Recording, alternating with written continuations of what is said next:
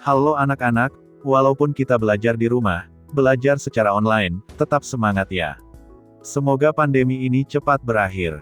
Jaga kesehatan selalu, patuhi protokol kesehatan, dan semoga kita selalu diberikan keselamatan. Anak-anak, pada hari ini kita akan belajar tema 2, subtema 1, pembelajaran 3, cara tubuh mengolah udara bersih.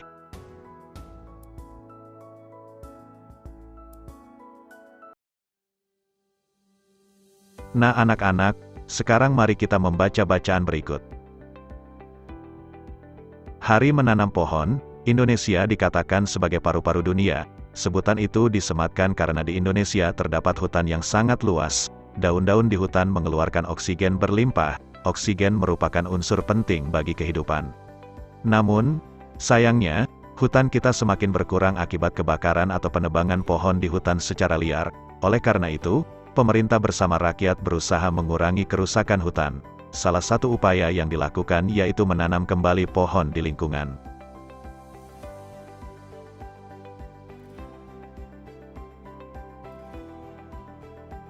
Tanggal 28 November diperingati sebagai Hari Menanam Pohon. Peringatan Hari Menanam Pohon pada tahun 2015 diawali sejak tanggal 26 November. Presiden melakukan penanaman pohon di Taman Hutan Rakyat Sultan Adam, Kalimantan Selatan. Ada 10.000 pohon ditanam di hutan itu. Pohon yang ditanam pun bermacam-macam, termasuk pohon-pohon yang buahnya dapat dimakan. Kita dapat berperan serta untuk mengembalikan paru-paru dunia. Menanam pohon tidak hanya dapat dilakukan di hutan. Kita dapat menanam pohon di lingkungan sekitar kita. Semakin banyak pohon di lingkungan kita, semakin banyak pasokan oksigen bagi kehidupan.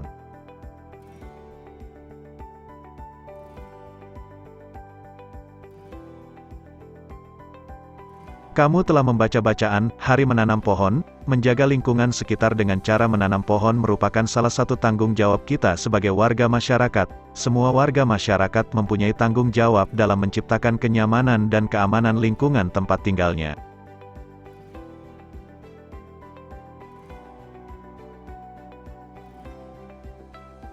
Tanggung jawab sebagai warga masyarakat. Tanggung jawab merupakan sikap terpuji yang hendaknya dimiliki setiap individu. Sikap tanggung jawab mencerminkan nilai karakter setiap individu. Jadi karakter seseorang tercermin dalam sikap tanggung jawabnya, baik terhadap diri sendiri, orang lain, masyarakat, maupun bangsa dan negara.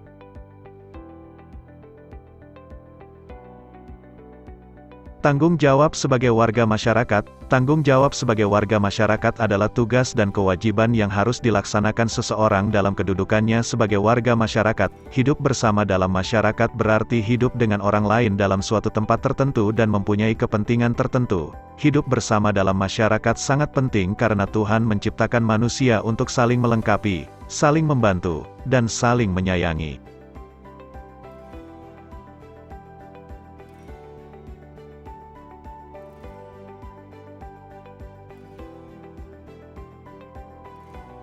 Setiap orang tidak bisa hidup tanpa orang lain. Sejak dalam kandungan sampai mati, setiap orang membutuhkan pertolongan orang lain. Kamu akan bahagia jika kamu bisa menjalin hubungan baik dengan orang lain dalam lingkungan masyarakat. Untuk menjaga hubungan baik dalam kehidupan masyarakat, setiap anggota masyarakat hendaknya sadar akan tanggung jawabnya sebagai warga masyarakat.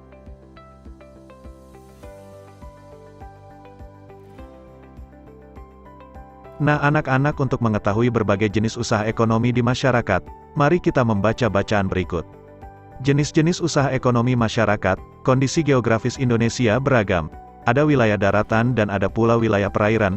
Kondisi geografis yang beragam menyebabkan beragam pula jenis kegiatan ekonomi masyarakat. Keragaman ini disesuaikan dengan kondisi alam atau geografi suatu wilayah. Kegiatan ekonomi tersebut bertujuan memenuhi kebutuhan hidup masyarakat, agar tercipta kehidupan yang nyaman. Setiap penduduk perlu menghargai jenis kegiatan ekonomi penduduk lainnya. Amatilah jenis kegiatan ekonomi di lingkungan daerah sekitarmu. Ada yang bekerja di lahan persawahan, ada yang beternak ayam petelur atau ayam pedaging, ada yang berdagang di pasar, ada yang bekerja di sektor industri, ada pula yang membudidayakan ikan di kolam. Kegiatan ekonomi masyarakat ini bertujuan memperoleh pendapatan. Selanjutnya, pendapatan tersebut digunakan untuk memenuhi kebutuhan hidup. Apa yang dimaksud dengan kegiatan ekonomi? Kegiatan ekonomi adalah semua kegiatan yang dilakukan manusia untuk memenuhi kebutuhan hidupnya. Jika dicermati, kegiatan ekonomi dilakukan dengan memanfaatkan sumber daya alam. Sebagai negara kepulauan, Indonesia dikarunia sumber daya alam melimpah. Karunia ini sudah sepantasnya kamu syukuri dengan memanfaatkan secara bijak. Pemanfaatan sumber daya alam tersebut dapat dilihat pada berbagai bidang usaha. 1. Agraris. Indonesia dikenal sebagai negara agraris.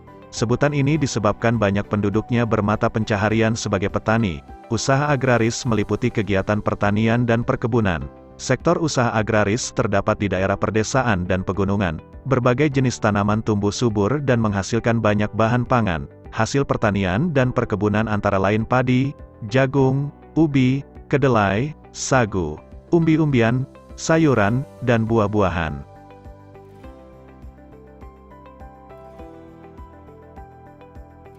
Bagaimana cara meningkatkan hasil produksi sektor agraris? Ada banyak cara yang dapat dilakukan, di antaranya melalui intensifikasi, ekstensifikasi, diversifikasi, rehabilitasi, dan mekanisasi.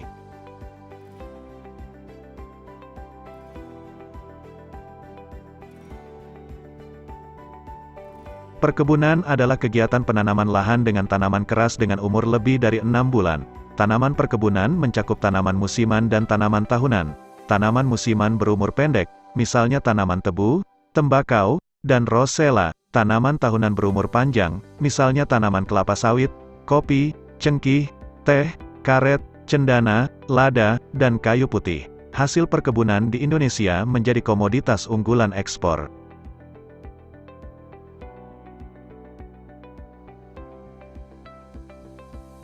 2. Peternakan. Peternakan adalah kegiatan usaha budidaya hewan yang diambil hasilnya.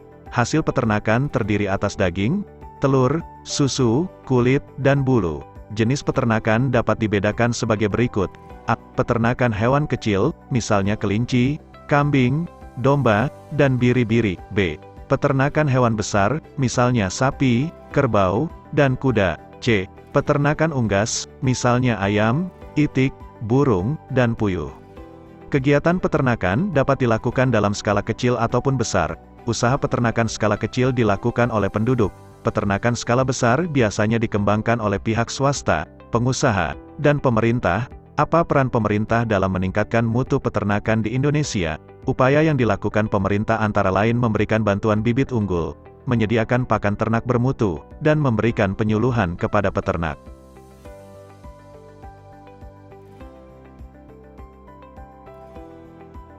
3. Perikanan. Perhatikan usaha perikanan di daerah sekitarmu. Di sekitarmu mungkin terdapat budidaya ikan di kolam. Inilah salah satu contoh usaha perikanan. Secara umum, usaha perikanan dibedakan menjadi perikanan darat dan perikanan laut. A. Perikanan darat, yaitu usaha memelihara dan menangkap ikan di perairan darat. Perikanan darat terdiri atas perikanan air tawar dan perikanan air payau. Perikanan air tawar dilakukan di sungai, danau, rawa, waduk atau bendungan, empang, sawah, dan kolam.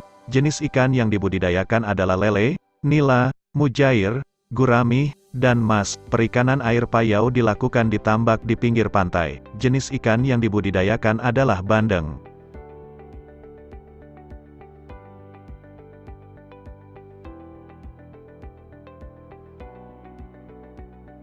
B. Perikanan air laut, yaitu usaha menangkap ikan di pantai atau laut. Di Indonesia, usaha penangkapan ikan di laut dilakukan nelayan tradisional. Saat musim ikan, nelayan akan memperoleh banyak hasil tangkapan. Laut juga menghasilkan udang, kerang, rumput laut, mutiara, dan garam. Selain untuk keperluan penduduk, hasil tangkapan ditujukan untuk ekspor.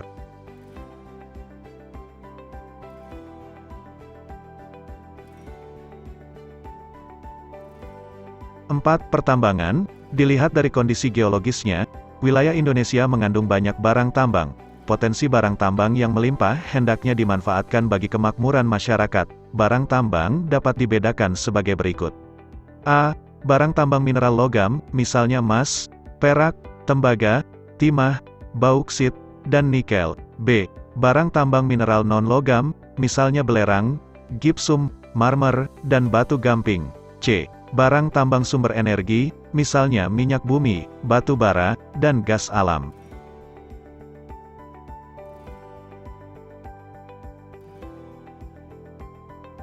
Barang tambang di Indonesia termasuk sumber daya vital, pemanfaatannya ditujukan bagi kemakmuran masyarakat Indonesia. Jika dieksploitasi terus-menerus, ketersediaan barang tambang akan cepat habis. Oleh karena itu, pemanfaatan barang tambang dilakukan dengan bijak dan memperhatikan kelestariannya. Contoh perusahaan yang mengeksploitasi barang tambang di Indonesia antara lain PT Pertamina, PT Aneka Tambang, PT Freeport Indonesia, dan PT Chevron Pacific Indonesia.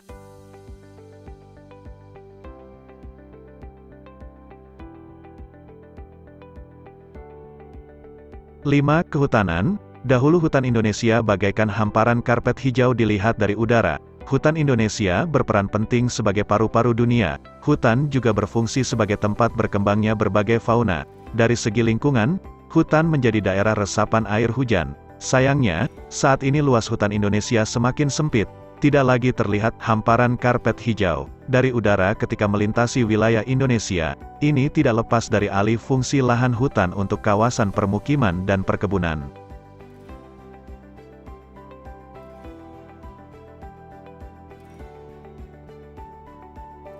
Apa akibat dari menyempitnya kawasan hutan Indonesia? Kondisi ini dapat menyebabkan bencana banjir bandang ataupun tanah longsor. Untuk meminimalisasi terjadinya bencana, kawasan hutan perlu dihijaukan kembali. Pembalakan liar harus dicegah agar hutan tidak semakin rusak. Jika hutan Indonesia kembali hijau, hasil hutan kembali melimpah. Hasil hutan Indonesia antara lain kayu jati, meranti, ulin damar, dan rotan.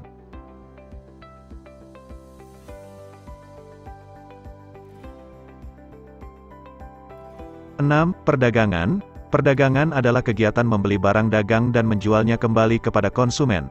Kegiatan perdagangan muncul ketika kemampuan manusia atau suatu negara menyediakan barang kebutuhan bersifat terbatas. Akhirnya, terjadi saling ketergantungan dalam memenuhi barang kebutuhan.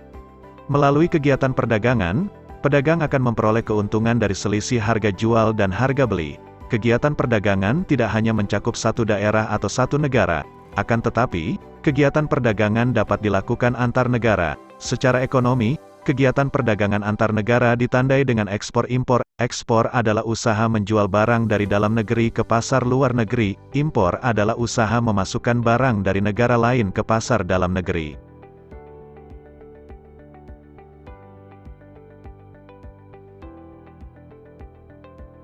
Tujuh, perindustrian. Perindustrian adalah kegiatan mengubah bahan mentah menjadi barang setengah jadi atau barang jadi.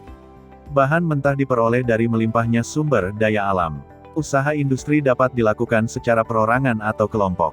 Usaha industri dapat dikelompokkan industri rumah tangga, home industry, industri sedang, dan industri besar.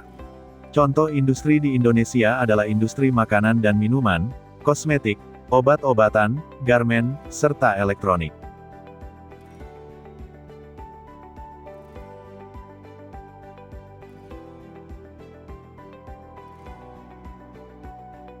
Nah anak-anak, sekarang setelah kalian belajar, sekarang saatnya mengerjakan tugas. Tugasnya adalah, kamu telah membaca bacaan dengan judul jenis-jenis usaha ekonomi masyarakat, bagaimana cara meningkatkan hasil produksi sektor agraris melalui intensifikasi, ekstensifikasi, diversifikasi, rehabilitasi, dan mekanisasi. Selamat mengerjakan ya, sampai jumpa pada pembelajaran berikutnya.